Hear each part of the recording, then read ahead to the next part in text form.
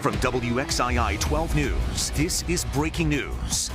We begin tonight with breaking news. Forsyth Technical Community College has announced that classes will resume tomorrow. Last Thursday, police arrested a high school student for a shooting on the campus. Police say that Shannon Pitts shot himself in the hand. He's charged with possession of a weapon on educational property and carrying a concealed gun. Now, in an email, Forsyth Tech's president says, quote, "We all went through something traumatic." She also called the school strong and resilient. All right, let's now focus on the weather. Let's check in with Chief Meteorologist Lainey Pope. Lainey, it was a great day today, but I hear that the rain may be coming.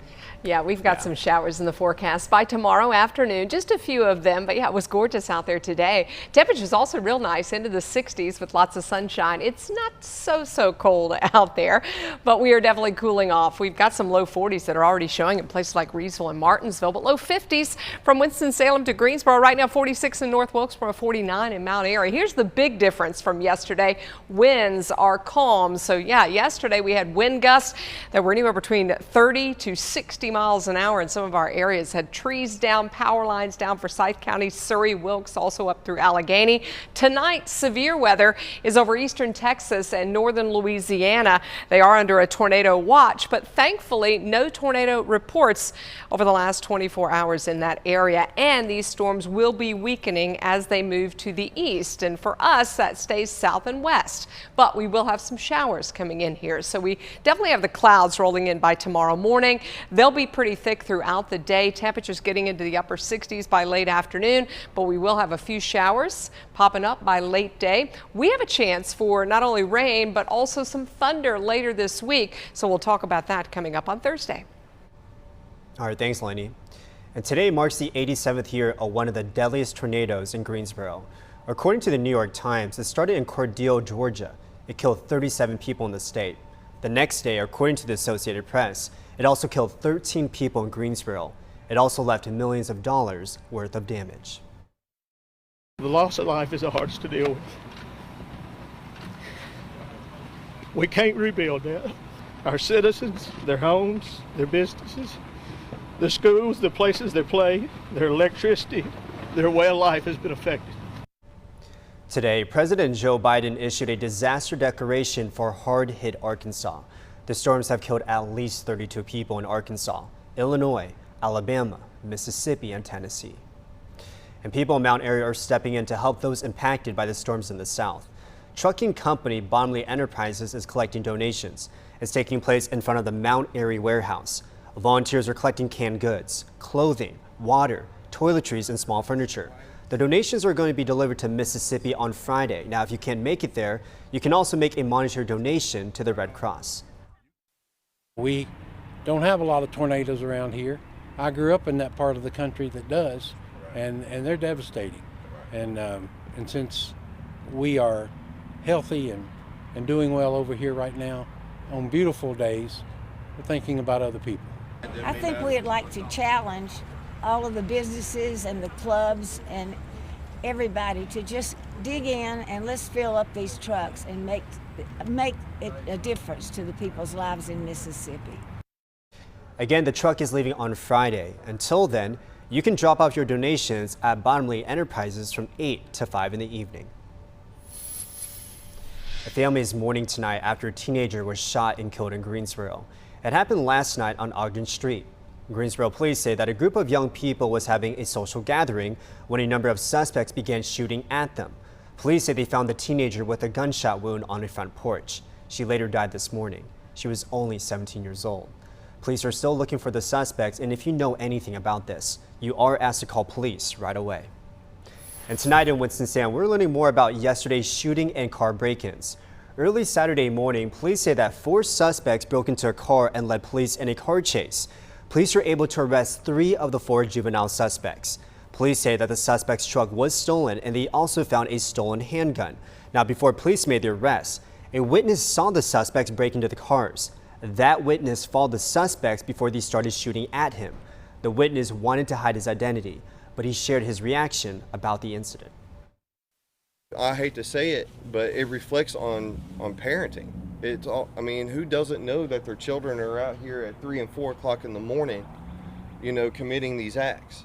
I mean, I was never allowed out at 4 o'clock in the morning as a child, or at least at 16 years old, or however old they are. But I do know at the end of the day that out of the 4 people, I was told that 3 were caught and 1 is still at large. And I believe that person will be found quickly. He says that he felt safe following the suspects because he was armed. He stopped following them once police caught up with them. And tonight, the victim is doing okay. And we're days away from former President Donald Trump's arraignment in New York City. Josie Carbonero with her sister station WPBF has tonight's report. Former President Donald Trump is expected to leave to New York Monday night to turn himself in on Tuesday. State Attorney Dave Ehrenberg says the entire process is pretty quick, and he says Trump will likely be back here in Palm Beach within the next 24 hours after turning himself in. You can see supporters lined up outside of Mar-a-Lago today. Former President Donald Trump is expected to travel to New York on Monday and will appear in court on Tuesday on what sources close to the trial say will be around 24 counts, including felonies for falsifying business records and at least 1 felony charge. The grand jury made the decision to indict the former president after hearing evidence over Trump's involvement of $130,000 in hush money he paid to adult film star Stormy Daniels in the final days of the 2016 presidential election. All of this allegedly to hide the relationship. As of right now, details surrounding the charges aren't clear because of the indictment being sealed.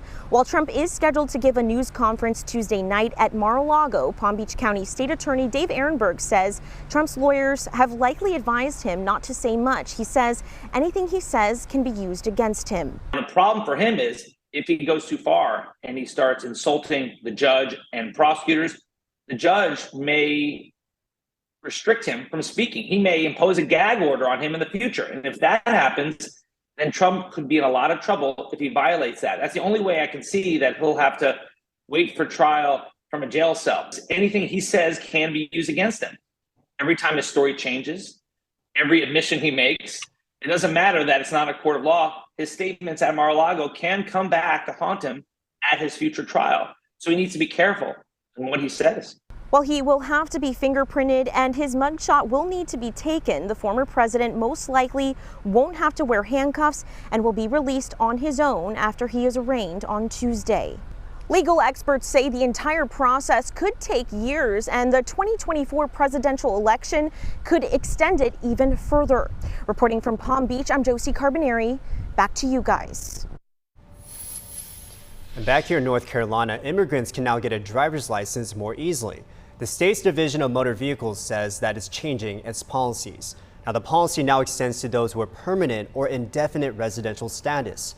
Previously, green card expiration dates got in the way, but the ACLU argued that expiration date does not mean the person is no longer allowed in the country. And if you've been driving lately, you've probably seen it. Gas prices have been slowly climbing and spring is here, and typically warmer temperatures will drive those prices up. That's according to AAA. Here are the latest prices in the Piedmont Triad. Forsyth County is averaging $3.40. Surrounding counties are about 10 cents cheaper, and the state average is $3.36. This week, Crisis Control Ministry in Winston-Salem is going to celebrate 50 years of helping people who need the extra help. The ministry is made of local churches that help those experiencing a crisis.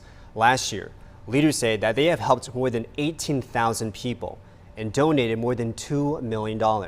They say that doesn't include food and item donations. The special ceremony will be this Tuesday at First Baptist Church.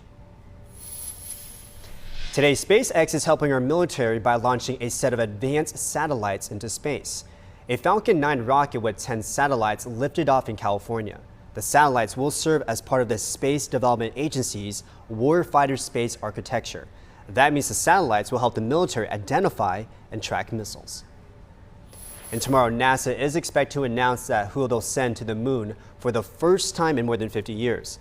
NASA had a successful test run with Artemis 1 mission. It sent the Orion capsule around the moon and back. Next year, 4 astronauts will board the Artemis 2, and they'll travel to the moon's south pole.